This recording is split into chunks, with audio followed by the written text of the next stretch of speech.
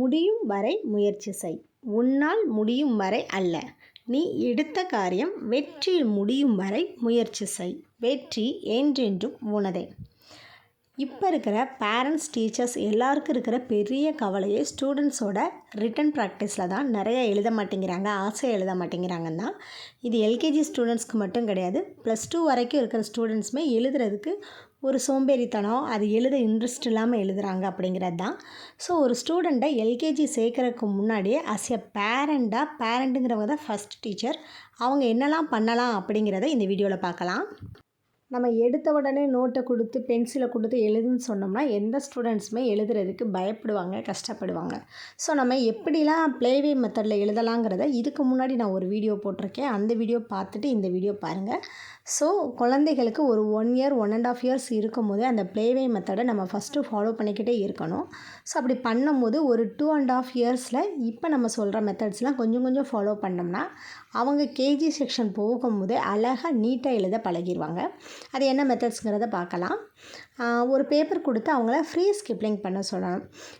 First எடுத்தோடி பென்சிலை கொடுத்து ஏ போடு ஆ எழுதுன்னு சொல்லாமல் அவங்களுக்கு என்னெல்லாம் ஒரு நோட்டுலேயோ ஒரு சுவர்லேயோ அவங்களால என்னெல்லாம் கிறுக்க முடியுமோ அப்படி நம்ம க்ரையான்ஸ் தான் ஃபஸ்ட்டு கொடுக்கணும். ஏன்னு பார்த்திங்கன்னா ஒரு 2 வயசு 2.5 வயசு குழந்தைகளுக்கு பென்சிலோட அந்த பென்சில் வந்து நல்லா ஷார்ப்பாக இதாக இருக்கும், அதை வந்து க்ரிப்பாக பிடிக்கிறதுக்கு அவங்களால முடியாது. ஸோ க்ரையான்ஸ்னால் ஓரளவுக்கு சாஃப்டாக ஹேண்டில் பண்ண அவங்களால முடியும். ஸோ ஃபஸ்ட்டு பிடிக்கும்போது அவங்களோட பிஞ்சு கைகளை வந்து நம்ம கஷ்டப்படுத்த வேண்டாம். ஸோ நெக்ஸ்ட்டு நம்ம என்ன மெத்தட் ஃபாலோ பண்ணலான்னா clockwise anticlockwise follow பண்ணணும். ஃபஸ்ட்டு ஸ்க்ரிப்லிங் வந்து அவங்க எப்படி பண்ணுறாங்களோ அவங்க இஷ்டப்படி பண்ணலாம். நெக்ஸ்ட்டு கிளாக் வைஸ் வலது பக்கமாகவும் இடது பக்கமாகவும் ரொட்டேஷனில் அதே மெத்தடை நம்ம திரும்ப திரும்ப ஃபாலோ பண்ணால் இதுதான் போடுறதுக்கோ இல்லை கர்வ் லெட்டர்ஸ் வர எல்லாத்துக்குமே பேசிக்கான மெத்தடே இந்த ஆன்டி கிளாக் வைஸ் மெத்தடு தான். ஸோ ஸ்டூடெண்ட்ஸை வந்து ஃபஸ்ட்டு அவங்களுக்கு வந்து ஆன்டி கிளாக் வைஸ் வருதா இல்லை கிளாக் வைஸ் வருதாங்கிறத பார்த்து அந்த ரொட்டேஷனே நீங்கள் அழகாக கொடுங்க. Right to left and left to right.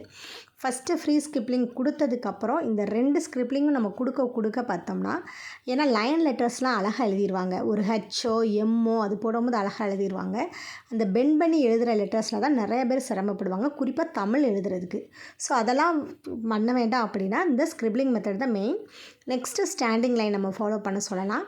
So ஓரளவுக்கு ஸ்க்ரிபிள் பண்ணி அவங்களோட சாய்ஸ்க்கு விட்டதுக்கப்புறம் ஸ்டாண்டிங் லைன் அது வந்து இப்படி தான் போடணும், நீட்டாலாம் வேண்டாம். ஸோ ஸ்டூடெண்ட்ஸ் எப்படி எழுதுவாங்களோ அவங்களோட சாய்ஸ் படி standing line again sleeping line கொடுக்கலாம். ஸோ அந்த நம்ம சொல்லிக் கொடுக்கும்போது அது என்னென்ன லைன் அப்படிங்கிறத தெளிவாக சொல்லிக் கொடுக்கலாம். ஸ்கூலில் கண்டிப்பாக சொல்லி தருவாங்க எல்லா லைனுமே. பட் அஸ் எ பேரண்டாக நம்ம சொல்லித்தர மாதிரி இருக்காது. ஏன்னா ஃபஸ்ட்டு அவங்க எல்லாமே படிச்சுக்கிட்டாங்கன்னா ஸ்கூலில் போய் இன்னும் ஈஸியாக அழகாக பண்ண ஆரம்பிச்சிருவாங்க. Next slanting line, right slanting line, left slanting line. First ஸ்க்ரிப்லிங்லேருந்து ஆரம்பித்து ஒவ்வொரு பேட்டர்னாக நம்ம கொண்டு வர ஸ்டூடெண்ட்ஸ்க்குமே பார்த்திங்கன்னா அந்த எழுதணுங்கிற ஆர்வம் அதிகமாகும்.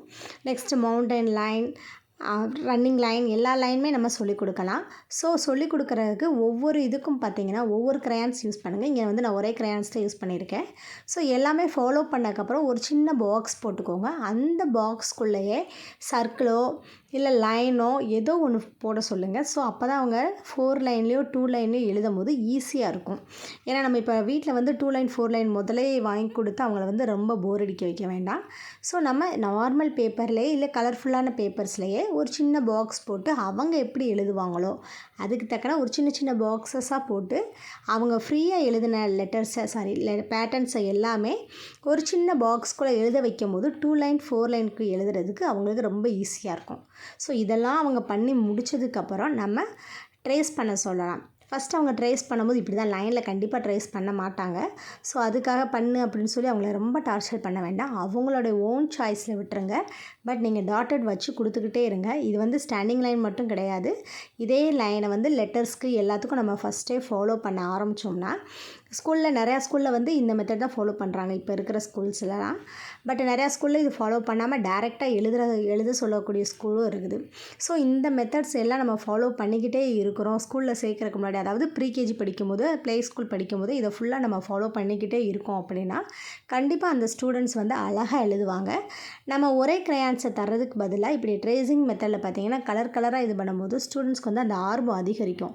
நான் இந்த கலரை யூஸ் பண்ணிட்டேன், அடுத்து இந்த கலர் யூஸ் பண்ணணும். அவங்க வந்து அந்த கலர் சூஸ் பண்ணுற மைண்ட்லே இன்டைரக்டாக அவங்க எழுதிக்கிட்டே இருப்பாங்க திரும்ப திரும்ப. ஸோ இப்போ நம்ம ஒரே கலர் கொடுத்து 1 டைம் எழுதுறதுக்கும் ஒரு 12 கலர்ஸ் கொடுத்து 12 டைம்ஸ் எழுதுறதுக்கும் டிஃப்ரென்ஸ் நிறையா இருக்குது. இது எல்லாமே நம்ம ஃபினிஷ் பண்ணதுக்கப்புறம் நம்ம 4 லைன் நோட் வாங்கி கொடுக்கலாம், இல்லை 2 லைன் நோட் வாங்கி கொடுக்கலாம். அதுவுமே ஃபஸ்ட்டு ஸ்கூலுக்கு போகிறதுக்கு முன்னாடி நம்ம வாங்கி கொடுத்தோம்னா அவங்க கண்டிப்பாக பயப்படுவாங்க. ஸோ க்ரையான்ஸை வச்சு அதுலேயுமே நம்ம ஒரு 4 லைன் போட்டு எழுத சொல்லிக் கொடுக்கலாம். எப்போயுமே ஸ்டூடெண்ட்ஸ் வந்து கண்டிப்பாக டாட்டடில் எழுதியிருக்கவே மாட்டாங்க, இதே மாதிரி தான் எழுதுவாங்க, டாட்டை விட்டு தனியாக தான் எழுதுவாங்க. ஸோ போக போக தான் அவங்களுக்கு பழகும். இதெல்லாம் முடித்ததுக்கப்புறம் அவங்க ஸ்கூலுக்கு போகிறதுக்கு கொஞ்ச நாளைக்கு முன்னாடி பென்சில் கொடுத்து இதே மாதிரி டாட் வச்சு எல்லாம் கொடுங்க. அவங்க ஸ்கூலுக்கு போகிறதுக்கு முன்னாடி நல்லா ப்ரிப்பேர்ட் ஆகிட்டு போயிடுவாங்க. ஸோ எழுதுறதுக்கு அவங்களுக்கு பயங்கிறதே இருக்காது. ஸ்டூடெண்ட்ஸ் ஸ்கூலில் போய் தான் ஃபஸ்ட் டைம் எழுதுகிறோம் அப்படிங்கும்போது அவங்க ரொம்ப பயப்படுறாங்க. அதனால தான் அந்த கஷ்டம் எல்லாமே இருக்குது. ஸோ நம்ம வீட்லேயே இது எல்லாமே சொல்லி கொடுத்துட்டோம்னா அவங்களுக்கு லேர்னிங் வந்து ஒரு ஹாப்பியான மொமெண்ட்டாக இருக்கும். ஸோ பேரண்டான நம்ம கையில் தான் இது எல்லாமே இருக்குது.